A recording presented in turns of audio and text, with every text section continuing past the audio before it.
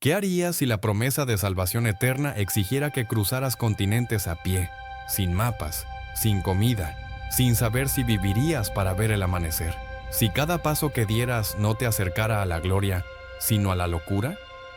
¿Y si al llegar al final del camino, la única forma de sobrevivir fuera devorar la carne de tus compañeros muertos? Esto no es una fantasía medieval. Esto ocurrió. Ocurrió en el año 1099. Así era la vida, en la primera cruzada.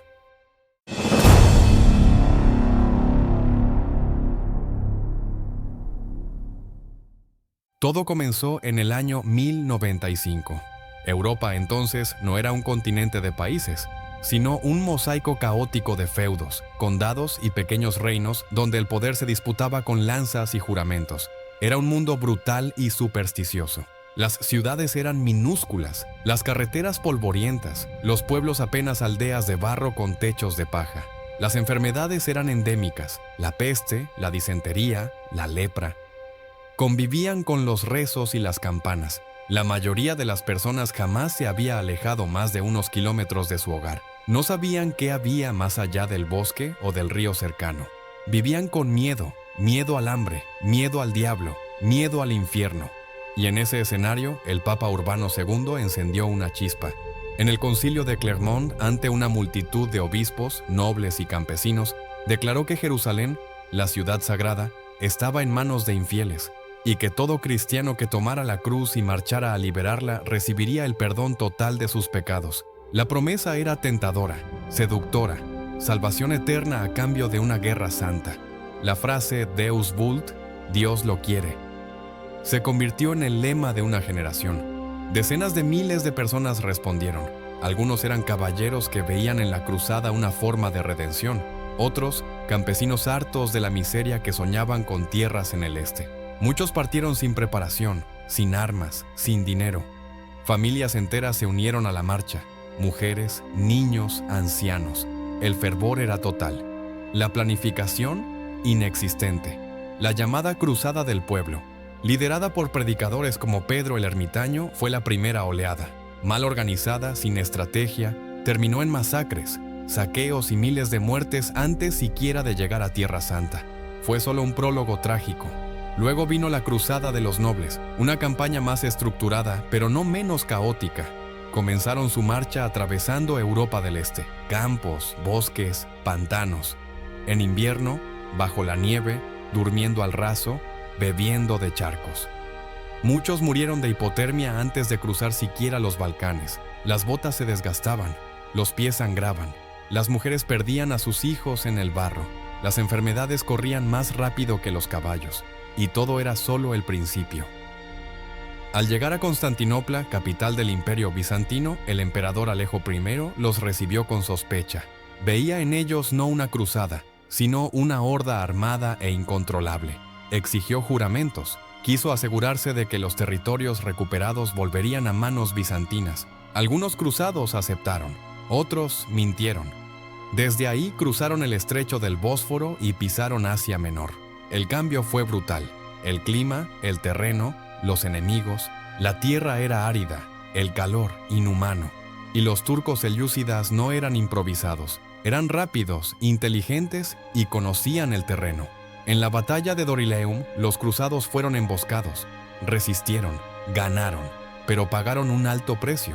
Las bajas eran enormes, y el hambre comenzaba a insinuarse. Las caravanas de suministros no llegaban, los mercados eran hostiles, los cruzados comenzaron a robar, a saquear iglesias, aldeas cristianas, incluso monasterios.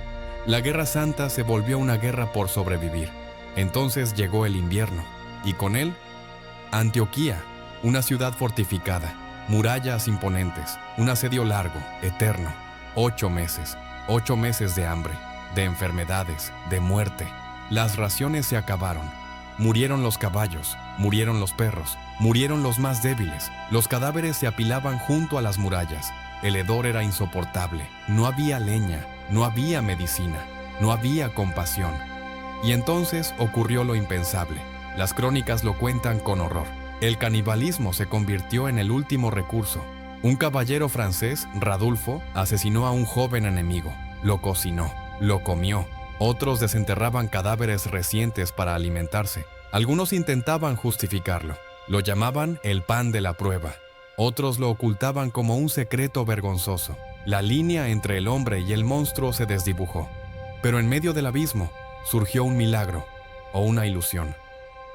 Pedro Bartolomé, un monje cruzado, afirmó que Dios le había revelado el lugar exacto donde estaba enterrada la lanza sagrada, la que perforó el costado de Cristo. Excavaron durante días. Encontraron una punta de hierro. ¿Era auténtica? ¿Era una trampa? No importaba. Los hombres, desesperados, creyeron. Y con esa fe recuperada, lanzaron el ataque final. Antioquía cayó, pero la cruzada no había terminado. Faltaba lo más difícil: Jerusalén. Reemprendieron la marcha, atravesaron Siria, Ramla, Nablus, Belén. Tierras bíblicas, ahora polvorientas y hostiles. Muchos ya no caminaban, se arrastraban. Las armaduras colgaban como lastres. Los pies descalzos sangraban en la arena ardiente. Las moscas infectaban las heridas. Los huesos se marcaban bajo la piel. Eran soldados, pero también espectros. En junio de 1099, Jerusalén apareció en el horizonte. Blanca, silenciosa, amurallada. Una visión casi irreal. Pero no había tiempo para contemplaciones. El asedio comenzó de inmediato. No tenían catapultas, no tenían escaleras. Tuvieron que construir torres de asedio con árboles cortados. Las empujaron bajo el sol abrasador, mientras las flechas llovían desde las almenas.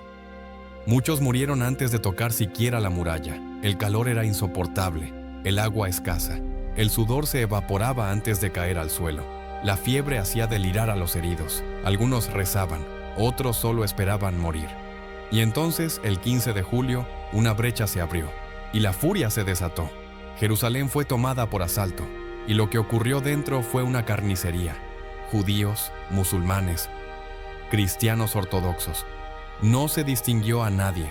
Las sinagogas ardieron con familias enteras adentro. Las mezquitas se convirtieron en templos de ejecución. El Santo Sepulcro fue profanado. La sangre corrió por las calles. Algunos testigos afirman que llegaba hasta los tobillos de los caballos. Otros, que se formaron ríos rojos entre los muros. Los cruzados no celebraban, gritaban, lloraban, mataban. Y aún así el hambre no se fue. Dentro de la ciudad no había comida. El trigo estaba podrido, el agua contaminada. Algunos cruzados continuaron comiendo carne humana. Otros murieron de pie, con la cruz colgando del cuello, mirando al cielo como si aún esperaran el paraíso. Jerusalén fue conquistada. ¿Pero a qué precio? Godofredo de Bouillon fue nombrado protector del Santo Sepulcro. Rechazó el título de rey. Dijo que no usaría una corona de oro donde Cristo llevó una de espinas. Pero la ciudad estaba destruida, las iglesias saqueadas, los enemigos al acecho y los sobrevivientes rotos. Hoy, 1000 años después, cuando caminamos por las piedras antiguas de Jerusalén, no vemos la sangre, no oímos los gritos, pero están ahí, en las grietas, en las sombras, en la historia. El año 1099 no fue solo una victoria, fue una advertencia de lo que la fe puede hacer cuando se mezcla con el hambre, con el fanatismo, con la desesperación. Si esta historia te estremeció, suscríbete para seguir explorando los rincones más oscuros de nuestro pasado. Y dime en los comentarios, ¿puede una causa justa justificar tanta barbarie? ¿Y qué queda cuando la cruz se convierte en cuchillo? En Vaca en el Tiempo no solo narramos historia, la revivimos. Cada semana exploramos los momentos de la humanidad más oscuros, más épicos y más olvidados que definieron el rumbo de la humanidad. Si quieres descubrir cómo realmente se vivía en otras épocas, con el frío en la piel, el hambre en los huesos y la historia latiendo en cada rincón, suscríbete a Vaca en el Tiempo, viaja con nosotros, aprende, siente y nunca vuelvas a mirar el pasado de la misma manera.